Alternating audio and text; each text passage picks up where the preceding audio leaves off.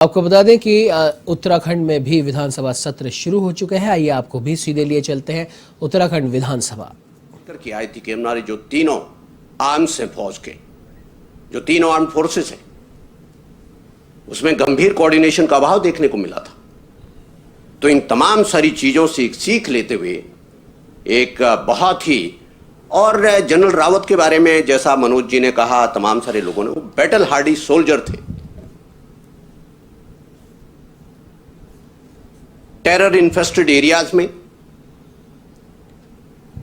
आतंकवाद प्रभावित क्षेत्रों में, उसी क्रम में चाहे आपने म्यांमार की घटना का जिक्र किया हो या डायरेक्ट एग्रेशन का जो अटेम्प्ट था डोकलाम के अंदर, बालाकोट की घटना का जिक्र किया, सर्जिकल स्ट्राइक की बात की, म्यांमार के अंदर क्रॉस बॉर्डर ऑपरेशन की बात हुई हो, ये उनके उस ग्रिड को दर्शाता था जो एक मजबूत सैन्य लीडरशिप की दुनिया के अंदर जिसकी पहचान होती है।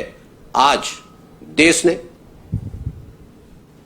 अपने ऐसे बहादुर एक पुत्र को खोया। उनके साथ उसी समारोह में मुझे उनकी पत्नी श्रीमती मधुलिका जी से भी मुलाकात करने का, मैं और सुबोध जी हम लोग साथ साथ ही बैठे थे। तमाम सारे दूसरे सैन्य अधिकारी जो इस चॉपर क्रैश में जिनकी जान चली गई, सब बहुत बहादुर सैनिक थे। सबके प्रति हमारी गंभीर संवेदनाएं हैं। और उसमें से ही group captain Varun Singh, who is still battling for his life, हम सभी उनके स्वस्थ लाभ के लिए वो जल्दी ठीक हो जाएं, वो फिर जीवन की इस जंग को भी जीत करके फिर से भारतीय एयरफोर्स का हिस्सा बन सके, ये सभी प्रार्थना करते हैं।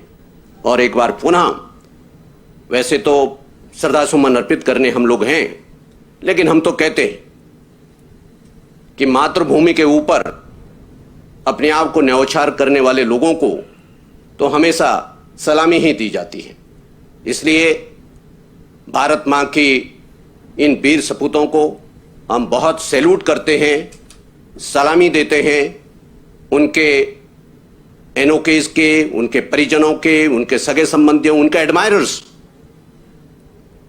और विशेष रूप से भारतीय सेना जो परिवार है, उस परिवार को जो पूर्ण क्षति हुई है, उसमें पूरा देश आज भारतीय सेना और इन वीर सपूतों के परिवारों के साथ ठीक उसी प्रकार से खड़ा, जैसे जनरल रावत ने खुद कहा था कि if you cannot stand with us, if you cannot stand with one of ours, you cannot be with us and you don't deserve to be with us. तो इसलिए आज जो कोई देश का प्रत्येक नागरिक, प्रत्येक देशभक्त नागरिक आज भारत की सेना के साथ है, भारत के सैन्य परिवारों के साथ है, और जनरल रावत और तमाम सारे सैनिकों, तमाम सारे क्रू मेंबर्स जिनकी जान गई है, उनके परिवारों के साथ है। और इसी के साथ हम इन सभी वीर शहीदों को सैल्यूट करते हैं। जय हिंद।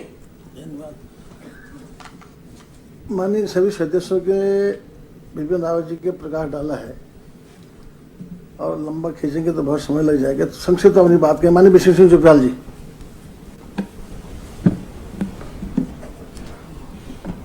माननीय अध्यक्ष जी, नेता प्रतिपक्ष ने और नेता सदन, सभी माननीय सदस्यों ने जो भाव व्यक्त किए, मैं अपने को संबद्ध करते हुए जो कल हेलीकॉप्टर जो दुर्घटनाग्रस्त हुआ, जो हादसा हुआ, उसको सुनकर पूरा राष्ट्र शोकाकुल, और जनरल बिपिन रावत को जो सैन्य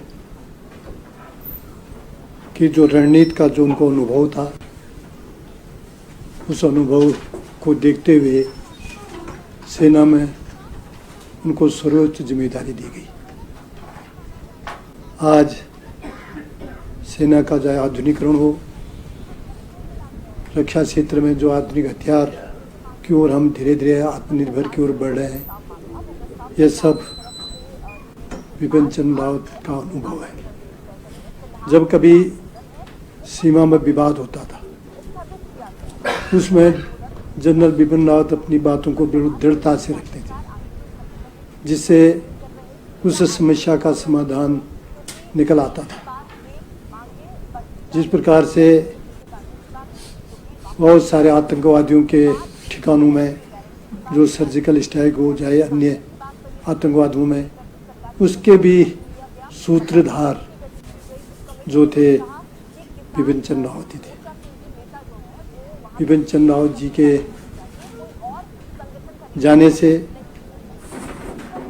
आने वाली जो पीढ़ी होगी, जो इतिहास के पन्ने होंगे, उन इतिहास के पन्नों में हमेशा हमेशा के लिए आने वाली पीढ़ी युगों दर युगों और इनका नाम याद करते रहेंगे। इनके निधन से उत्तराखंड के, विशेषकर उत्तराखंड के लोग जो कल से शोकाकुल है, क्योंकि वह इसका उनका लगाव उत्तराखंड से ज़्यादा अपनी मातृभूमि से था। इसलिए उनके निधन से मैं अपनी ओर से आपके माध्यम से उनके परिवारजनों को शोक संवेदना पहुंचाने की कृपा करेंगे और परम परमेश्वर से प्रार्थना करता हूं कि संकट की दुख की घड़ी में उनके परिवारजनों को सहन करने की शक्ति दे। ओम शांति। माननीय सुबोध उनियाल जी, माननीय सुबोध उनियाल जी। आदरणीय अध्यक्ष जी, आपने